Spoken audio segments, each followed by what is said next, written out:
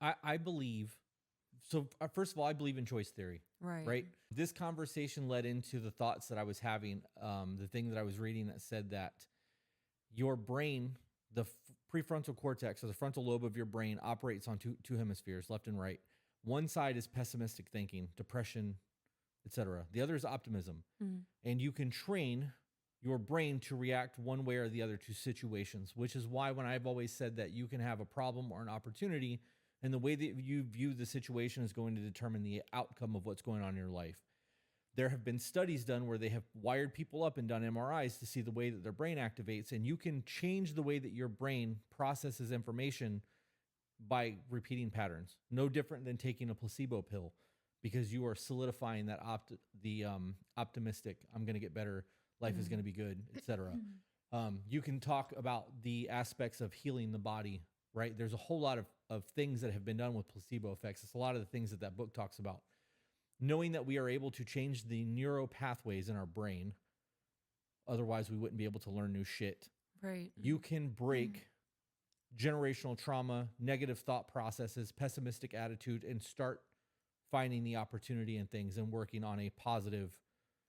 You can change your neural pathways in the way that your brain works, but you have to continue to do it. And this has now been studied by scientists and proven, but most people don't have the information to figure out how to do it. So they just go about their lives, and we want the quick fix. So it's easier to take a pill than you actually do the work. Moving beyond that aspect of things, do you remember when we watched The Doors, the Jim Morrison movie? I know that you fell asleep like 3/4 or a quarter of the way through it, but do you remember seeing him and the keyboard player sitting on the beach, meditating, tripping, doing the little thing? Vaguely. There was a huge thing that was going on in the 60s and 70s where people were doing Eastern religion and philosophy, where they were meditating and trying to make inner peace and be more peaceful and all of that happy joy shit that they were doing in the 60s. The reason that worked is because they were dedicating 15 to 20 minutes twice a day to meditating and changing their thought process. I want inner peace. I'm not going to be angry. I'm not going to go out and hurt people and do these things. And they have their own little mantras, and they do them over and over and over again. That's the power of the brain. The brain restructured their neural pathways to believe the things that they're telling themselves 15 to 20 minutes a day. While Dakota was here, he said everything that you want to enforce with Ivy takes 10 to 20 minutes twice a day. Mm-hmm. You can create the neural pathways in your dog to respond to hand gestures or verbal components, right? Commands.